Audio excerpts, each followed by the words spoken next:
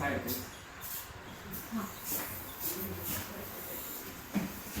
Ascites का basic meaning क्या है? Fluid in the peritoneal cavity.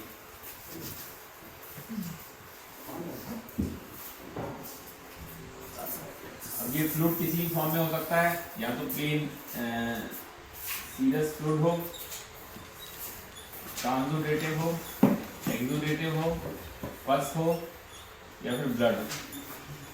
Blood के लिए स्पेशल नाम दिया गया है इसको हीमोपेरिटोनियम, और पस के लिए पायोपेरिटोनियम। बाकी इनके लिए अपन सिर्फ प्लेन असाइटिस बोलेंगे।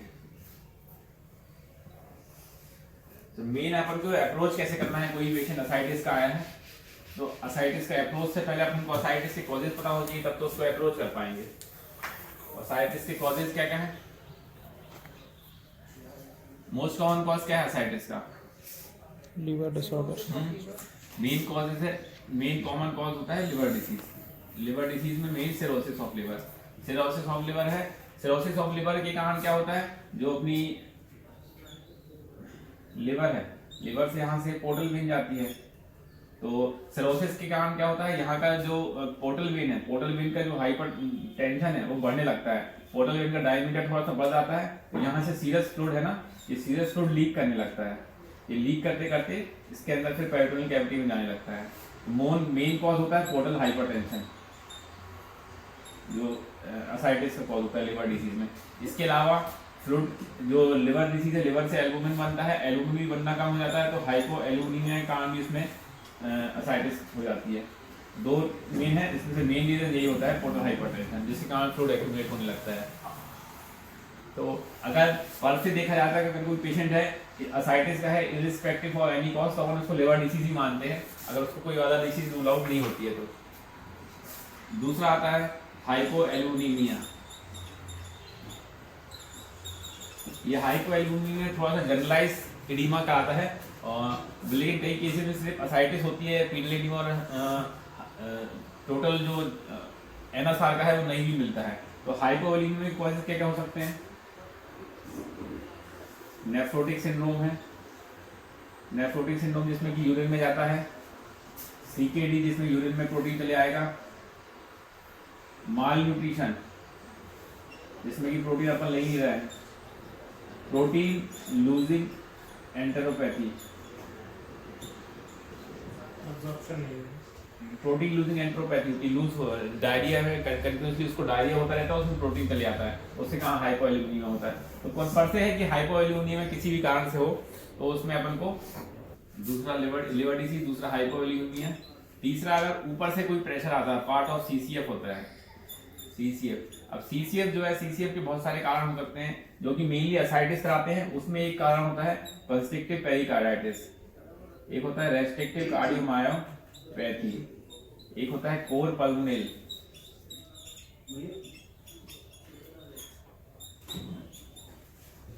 ये कॉमन कॉजेज होते हैं जिससे कारण पेशेंट मेनली असाइटिस से प्रेजेंट करता है। कोर पल्मोनल, रेस्ट्रिक्टिव कार्डियोमायोपैथी और कंस्ट्रिक्टिव पेरिकार्डाइटिस, ये हार्ट के कॉजेज हैं। बाकी जो नॉर्मल अपन लेफ्ट वेंट्रिकुलर डिसफंक्शन वाले पेशेंट होते हैं वो मेनली पहले पीटल एडिमा और डिस्निया से प्रेजेंट करते हैं। ये तीन पेशेंट हैं जो सीधे असाइटिस के साथ भी प्रेजेंट कर सकते हैं, बाकी कोई सिम्टम्स ना भी हो। कई बार पेशेंट डिस्निया से प्रेजेंट नहीं करता, सीधे असाइटिस से ही प्रेजेंट करता है।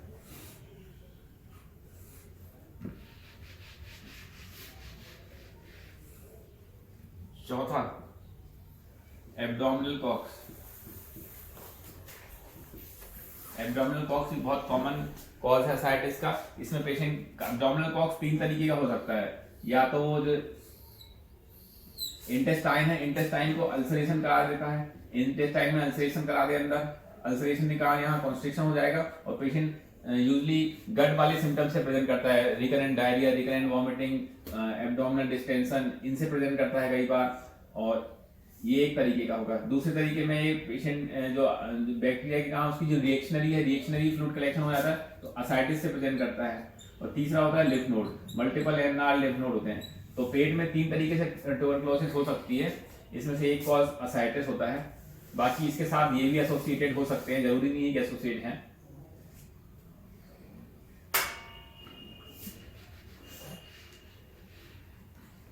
एब्डोमिनल कॉक्स हो गया 5 बार। पांचवा, सीवियर अगर कोई इन्फेक्शन हो, सीवियर पेरिटोनाइटिस हो, परफोरेशन हो गया हो, या फिर सीवियर कोलाइटिस हो गई हो, या फिर सीवियर एंटेराइटिस हो, इसमें भी पेशेंट के एब्डोमेन में फ्लूइड कलेक्शन हो सकता है। डेंगू में भी तो फ्लूइड कलेक्शन, डेंगू में पेनसिलोसाइटिस होती है, मतलब सब फ्लूइड में कलेक्शन हो जाता है, वो एक जनरलाइज कॉज हो गया, इस पूरे बॉडी में फ्लूइड कलेक्शन हो रहा है, सीसीएफ का पार्ट। तो सीरियस सिर्फ असाइटिस थोड़ी होती है उसमें। तो कोलाइटिस हो, एंटेराइटिस हो, पेरिटोनाइटिस हो, सीवियर फॉर्म किसी का भी होगा तो उसमें फ्लूइड कलेक्शन हो जाता है। छठवा कॉमन में है मेलिग्नेंट कॉज, मेलिग्नेंसी। मेलिग्नेंसी है, मेलिग्नेंसी पर से कहीं की भी हो सकती है, या तो एब्डोमेन की पर से मेलिग्नेंसी हो, ओवेरियन मेलिग्नेंसी हो, या लिवर मेलिग्नेंसी हो, जो बहुत सारे कॉज हैं, किसी भी कारण से मेलिग्नेंसी, किसी भी कारण से असाइटिस आ सकती है। तो मोस्ट कॉमन कॉजेज तो यही हैं 6। अब इनको अपन को रूल आउट कैसे करना है वो धीरे धीरे अपन को अप्रोच पे डिपेंड करता है। बहुत ज्यादा कॉजेज है नहीं असाइटिस के, बस ये कि असाइटिस का पेशेंट जब भी आता है अपन को प्रॉपर हिस्ट्री लेना है। प्रॉपर हिस्ट्री में क्या आएगा? प्रॉपर हिस्ट्री में पहला तो लिवर से रिलेटेड डिसीज की हिस्ट्री लेना है। लिवर से रिलेटेड डिसीज में जो सिरोसिस के कॉजेज हैं, लिवर सिरोसिस के कॉमन कॉजेज क्या हैं? Alcoholic, hepatitis B, hepatitis C, इसके अलावा जो ऑटो इम्यून हेपेटाइटिस होती है, इन तीन का तो अपन रिकरेंट उसको पुरानी जॉन्डिस की हिस्ट्री, फैमिली हिस्ट्री, एल्कोहलिक की हिस्ट्री, इन सब की हिस्ट्री ले लेते हैं। इसका तो कोई हिस्ट्री मिलेगी नहीं बहुत ज्यादा, लेकिन रिकरेंट जॉन्डिस की हिस्ट्री तो मिलेगी उसको, ठीक है। लिवर डिसीज के लिए दूसरा उसकी डिस्निया की हिस्ट्री लो। डिस्निया तो नहीं हो रहा उसको, पहले डिस्निया हुआ था, पहले पीटर एडिमा तो नहीं आया था साथ में। ये अपन को कार्डियक कॉज रूल आउट करने के लिए रहेगा। पुरानी कोई हार्ट की दिक्कत तो नहीं है, चलने फिरने में सांस तो नहीं फूलती है। और क्या हिस्ट्री लेंगे? वेट लॉस की हिस्ट्री लेंगे। वेट लॉस दोनों चीज, दो कंडीशन में मिल सकता है, या तो कोई मैलिग्नेंसी होगी या ट्यूबरकुलोसिस होगी। हालांकि लिवर डिसीज में भी वेट लॉस होगा, हार्ट डिसीज में तो वेट गेन होगा, वेट लॉस नहीं होगा। माल न्यूट्रिशन में भी वेट लॉस की होगी। प्रोटीन लूजिंग एंटेरोपैथी है उसमें भी होगा। डिक्रीज प्रोटीन इंटेक में भी वेट लॉस की हिस्ट्री मिल सकती है। तो ये 4 कॉजेज हो सकते हैं वेट लॉस के लिए। साथ में फीवर की हिस्ट्री लेनी पड़ेगी। फीवर की हिस्ट्री सिग्नेंस है, कॉक्स एब्डोमेन में फीवर की हिस्ट्री मिलेगी, माइल्ड फीवर की। हालांकि इतना ज्यादा सिग्निफिकेंट हिस्ट्री भी नहीं मिलती फीवर की, लेकिन फिर भी फीवर की हिस्ट्री मिल सकती है। पेरिटोनाइटिस किसी भी कारण से होगी, अगर सीवियर पेरिटोनाइटिस हुई है तो उसमें फीवर की हिस्ट्री मिल सकती है। और क्या हिस्ट्री लेंगे अपन?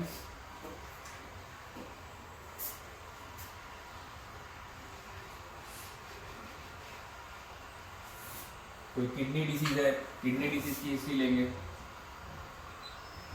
पुरानी कोई किडनी डिसीज तो नहीं है उसको। हिस्ट्री में यही है। एग्जामिनेशन में क्या देखना रहता है? एग्जामिनेशन में भी आपको यही देखना है कि जो अपने हार्ट या लिवर से रिलेटेड और कोई साइंस तो नहीं मिल रहा है। हार्ट डिसीज के कौन कौन से साइन मिलेंगे उसको? अगर पेशेंट को असाइटिस हार्ट डिसीज क्या हो रही है तो क्या मिलेगा? पीटल एडिमा मिलेगा, और जेबीपी रेस मिल सकता है। जुगुलर वेन है, जुगुलर वेन का प्रेशर है वो बढ़ा हुआ मिल सकता है। बाकी ऑस्कल्टेशन में एब्नॉर्मलिटी मिलेगी। ऑस्कल्टेशन में साउंड कुछ ना कुछ एब्नॉर्मल आएगी। कोई अगर कार्डियक है, वॉल्वुलर हार्ट डिसीज है, वॉल्वुलर हार्ट डिसीज में मनमन आ जाएगी, जेबीपी रेस मिलेगा। पल्मोनरी हाइपरटेंशन है तो आपको जेबीपी रेस मिलेगा। हेपेटोमेगली मिल सकती है इसमें, हेपेटोस्प्लीनोमेगली मिलेगी। ये हार्ट डिसीज के लिए होगा सिम्टम्स। लिवर डिसीज में और क्या क्या मिल सकता है? लिवर डिसीज में तो संकन हो जाएगा लिवर, हेपेटोमेगली मिलेगी। लिवर डिसीज से कहाँ अगर असाइटिस हो रही तो उसमें एक स्प्लीनोमेगली मिलेगी। और पेशेंट को एक्चुअली पेशेंट का जितना भी वेट है वो पूरा एब्डोमेन में रहेगा, बाकी जगह से उसको वेट लॉस ही होगा, है ना। यहाँ इसको ये पैरोटिड एनलार्जमेंट मिलने लगता है।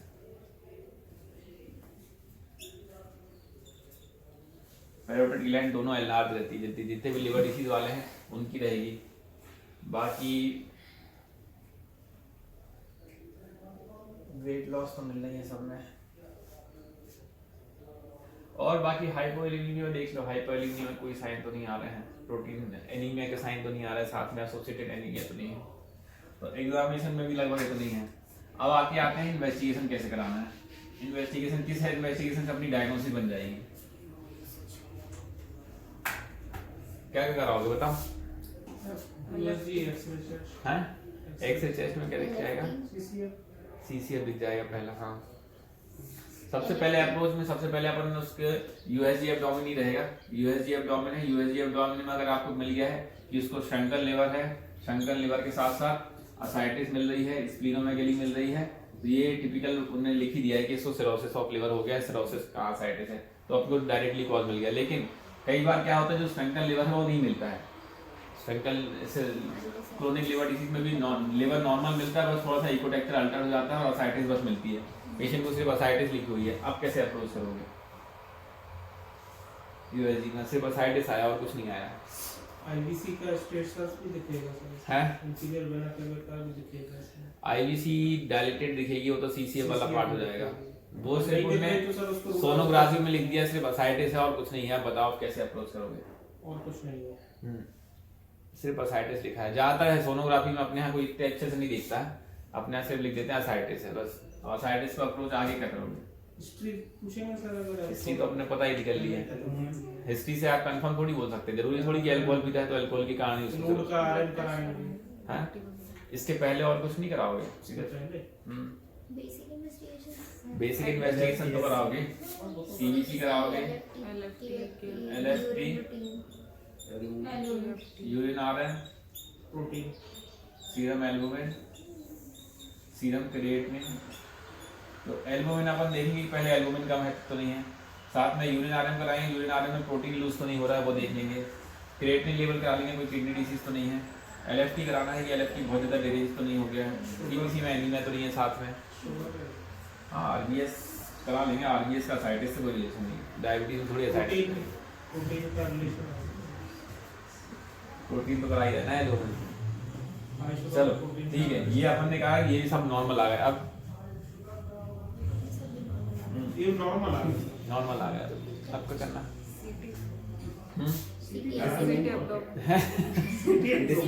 नहीं, सीटी एब्डोमेन से पहले अपन असाइटिक फ्लूइड का एग्जामिनेशन करेंगे। Ascitic fluid, routine microscopy and ADA. Ascitic fluid RM और एडीए कराओगे। आरएम में रूटीन माइक्रोस्कोपी में आपको ये समझ में जाएगा कि जो असाइटिक फ्लूइड है उसमें सेल्स कितने हैं, सेल्स की क्वालिटी कितनी है। अगर सेल्स मोर देन 100 आ रहे हैं, इसमें प्रोटीन आ रहा है और लिम्फोसाइट प्रीडोमिनेंस हो रहा है, ये टिपिकल फीचर होता है ट्यूबरकुलोसिस का। एडीए जो है उसमें बढ़ा हुआ रहता है, मोर देन 30 होता है। एडिनोसिन डीएमिनेज होता है। एडीए लेवल की जितने भी फ्लूइड है ना उसमें कोई ट्यूबरकुलोसिस का इंडिकेशन होता है। एडीए लेवल सीएसएफ फ्लूइड है, सीएसएफ, प्लूरल फ्लूइड, असाइटिक फ्लूइड और ब्लड। इनमें अगर सीएसएफ फ्लूइड में एडीए मोर देन 10 है, प्लूरल फ्लूइड असाइटिक फ्लूइड में मोर देन 30 है और ब्लड में मोर देन 60 है, तो ये सिग्निफाई करता है कि उसको एक रिलेटिव इंडिकेटर है उसको ट्यूबरकुलोसिस का, कि एक अपन को एक वो मिल जाता है एक सपोर्ट कि इसमें ट्यूबरकुलोस एटीटी स्टार्ट कर सकते हैं। चलो अपन ने असाइटिक फ्लूइड किया, असाइटिक फ्लूइड नॉर्मल आ गया। अब तो सिटी करा सिटी सकते करा तो सिटी पहले कराया कि सस्ता होगा। नहीं, इसके लिए आप डिपेंड करता है आपका। अगर आप लिवर डिसीज सस्पेक्ट कर रहे हो कि उसको लिवर डिसीज कहाँ है, तो आप अपर जीआई एंडोस्कोपी कराओगे। अपर जीआई एंडोस्कोपी में अगर इसोफेजिस में वेराइसिस दिख गए हैं, इसोफेजियल वेराइसिस मिल रहे हैं, तो वो क्लियर हो गया कि उसको पोर्टल हाइपरटेंशन का साइटिस हुआ है। ठीक है, कई बार नॉन सेरोटिक पोर्टल हाइपरटेंशन होता है, लिवर ठीक है, लिवर के नॉन सेरोटिक पोर्टल हाइपरटेंशन होता है। ठीक है, उस कंडीशन में भी सिर्फ पेशेंट असाइटिस के साथ साथ स्प्लीनोमेगेली भी प्रेजेंट करेगा। स्प्लीनोमेगेली जरूर मिलती है नॉन सेरोटिक पोर्टल हाइपरटेंशन में। तो अगर पेशेंट को स्प्लीनोमेगेली मिल रही है, असाइटिस है और अपन सोच रहे हैं कि कुछ उसको लिवर या इससे रिलेटेड कोई डिसऑर्डर है, पहले अपन अपर जीआई एंडोस्कोपी के जाएंगे। अपर जीआई एंडोस्कोपी में वेराइसिस मिल गए तो कंफर्म हो गया कि लिवर डिसीज है, फिर जरूरत नहीं कुछ कराने की। अगर इतने के बाद नहीं आ रहा है तब फिर अपन कराएंगे सीईसीटी एब्डोमेन। सीईसीटी एब्डोमेन में ज्यादातर केसेस में इसमें अपन सस्पेक्ट यही करते हैं, या तो ट्यूबरकुलोसिस आएगा कहीं ना कहीं या मेलिग्नेंसी आएगा। मेलिग्नेंसी ज्यादातर असाइटिस जो होता है ओवेरियन मेलिग्नेंसी में होता है। ओवेरियन मेलिग्नेंसी में बहुत कॉमनली असाइटिस ही प्रेजेंट करते हैं पेशेंट। लीवर मेलिग्नेंसी में तो लिवर मेलिग्नेंसी में वो लिवर मेलिग्नेंसी से अगर प्रेजेंट करेंगे तो लिवर के और बाकी जो साइंस है ना, ऑब्स्ट्रक्टिव जॉन्डिस, ये सब आने लगते हैं। जॉन्डिस आने लगता है ना लिवर की सबसे। लिवर और किडनी में ये है कि लिवर और किडनी में अगर कुछ दिक्कत होती तो पेशेंट सिम्टोमेटिक जल्दी होने लगता है। किडनी के सिम्टम आ गए। ओवेरियन मेलिग्नेंसी में आते ही नहीं है पेशेंट, सीधा असाइटिस जब हो जाती है, ग्रॉस असाइटिस होती है उसको, और ज्यादातर वही 50 प्लस मेटास्टेसिस हो जाती है पूरा। मीक सिंड्रोम होता है ना, एक मीक सिंड्रोम ओवेरियन मैलिग्नेंसी का, मीक सिंड्रोम ट्राइड होता है उसमें, right side pleural effusion ascites और ओवेरियन वो सिस्ट। अब तो ये हो गया असाइटिस, इससे डायग्नोसिस बन ही जाएगा, और असाइटिस में कुछ करने को है नहीं यार हमारे ख्याल से। मैनेजमेंट तो क्या, ट्रीट द कॉज। टैपिंग से ये है कि असाइटिक फ्लूइड का इंडिकेशन क्या रहेगा सर इसमें? असाइटिक फ्लूइड में टैपिंग का इंडिकेशन सिर्फ दो ही कॉज हो सकते हैं, या तो उसको डिस्टेंशन इतना ज्यादा हो गया है कि उसके कारण डिस्निया हो रहा है उसको, या फिर उसको डेली उसको बहुत ज्यादा डिस्कम्फर्ट हो रहा है, इतना भी कोई डिस्टेंशन वैसे तो एक लिमिट है उसकी, उससे ज्यादा तो होगा नहीं, फट तो जाएगा नहीं वो, या तो फिर उसको हर्निया हो गया असाइटिस का तो आपको टैपिंग करनी पड़ेगी, या फिर उसको रेस्पिरेटरी डिस्ट्रेस हो रहा है तो टैपिंग करो। नहीं तो डाययूरेटिक पे तो लेते ही। डाययूरेटिक सिर्फ उसको liver disease, kidney disease, heart disease, इन तीन में काम आएगी, मैलिग्नेंसी में तो कोई काम आएगी नहीं, मैलिग्नेंसी में उसको कंटिन्यूसली टैपिंग ही करनी पड़ेगी। मैलिग्नेंसी तो कॉज करो और कॉज के बाद उसको ट्रीट करो, कॉज है ना। अगर वो है ट्यूबरकुलर है, ट्यूबरकुलर आप अगर एक बार टैपिंग कर सकते हो, एक बार टैपिंग के बाद आप एटीटी चालू कर दो, एटीटी से अपने आप रिजॉल्व हो जाएगी। उसमें भी डाययूरेटिक का कोई सिग्निफिकेंस नहीं। एटीटी में भी डाययूरेटिक कोई सिग्निफिकेंस नहीं है, आप एटीटी चालू कर दोगे ट्यूबरकुलर में कुछ सिग्निफिकेंस नहीं है। अब हाइपोएल्यूमिनी में कहाँ है तो एल्बुमिन दो। ज्यादातर लिवर डिसीज में है ना, अपन टैपिंग का एक चीज ध्यान रखना चाहिए, टैपिंग के लिए जब अपन टैपिंग करते हैं तो पेशेंट का पहला तो बीपी मॉनिटरिंग करना चाहिए, बीपी कम नहीं होना चाहिए, बीपी उसका मोर देन 100 होना चाहिए, सीरम एल्बुमिन लेवल उसका मोर देन 3 होना चाहिए। अगर 3 से कम है उसका तो पेशेंट को टैपिंग के साथ साथ कुछ, क्योंकि टैपिंग में अपन जो फ्लूइड है, फ्लूइड में प्रोटीन भरा हुआ है, फ्लूइड अपनी बॉडी से आप निकालोगे पेशेंट शॉक में चले जाएगा, या फिर पेशेंट को कोई हेपेटिक एनकेफेलोपैथी के साइन तो नहीं है। ये तीन चीजें आपको टैपिंग के पहले देखनी है। पेशेंट को फ्लैपिंग ट्रेमर देख लो, फ्लैपिंग ट्रेमर तो नहीं आ रहे हैं, और स्लीप पैटर्न डिस्टर्ब तो नहीं है। अगर उसको पेशेंट फ्लैपिंग ट्रेमर आ रहे हैं तो हो सकता है टैपिंग के बाद वो ग्रेड 2 से ग्रेड 4 में चले जाए हेपेटिक एनकेफेलोपैथी में। ये हेपेटिक एनकेफेलोपैथी प्रेसिपिटेट होने का बहुत कॉमन कॉज है टैपिंग करना, टैपिंग से पेशेंट हेपेटिक एनकेफ में चला जाता है। एल्बुमिन लेवल देख लो, एल्बुमिन लेवल 3 से ज्यादा होना चाहिए, 3 से कम रहेगा तो फिर दिक्कत रहेगी, उसको साथ में फिर या तो एल्बुमिन लगा दो या तो फिर कोई प्रोटीन का कुछ ना कुछ साथ में सपोर्ट देना पड़ेगा है। एल्बुमिन यूजली लगाते नहीं है, एल्बुमिन 6-7 हजार का आता है। हाँ, तो एल्बुमिन की जगह वो आते ना एक प्रोटीन वाले, अमाइनो एसिड वाले आते ना, 1400-1500 का। हाँ, अमाइनो वाले आते हैं, वही इंजेक्शन लगा देते हैं, हर्मिन करके आते ना, हर्मिन आते हैं, हर्मिन इंजेक्शन।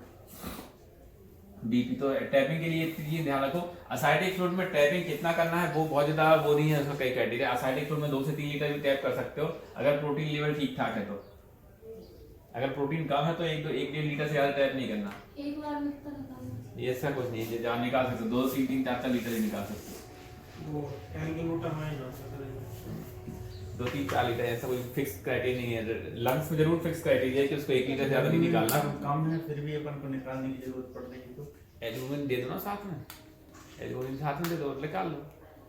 बाहर कहीं पे भी आप प्राइवेट में जाओगे ना, कोई बिना एल्बुमिन के नहीं निकालते, सब एल्बुमिन लगाते हैं पहले फिर निकालते हैं, क्योंकि पेशेंट शॉक में जाने के चांसेस होते हैं, हेपेटिक एनकेफेलोपैथी प्रेसिपिटेट हो जाती है इन चीजों से, तो एल्बुमिन के साथ ही निकालते हैं। लेकिन अब फ्लूइड में जो एल्बुमिन है प्रोटीन है वो सर्कुलेशन में तो है नहीं, अपनी बॉडी में ही, अपनी बॉडी से निकलता है तो पेशेंट जाता है शॉक में, जाना तो नहीं चाहिए जाती है। पेशेंट जो परफोरेशन पेरिटोनाइटिस का होता है ना, परफोरेशन वाला पेशेंट आपको बिल्कुल ठीक ठाक दिखेगा, उसको आज जैसे आप ओपन करोगे, जैसे फ्लूइड यहाँ से निकलेगा तब शॉक में जाएगा वो, बॉडी के अंदर तो रहता ही होगा।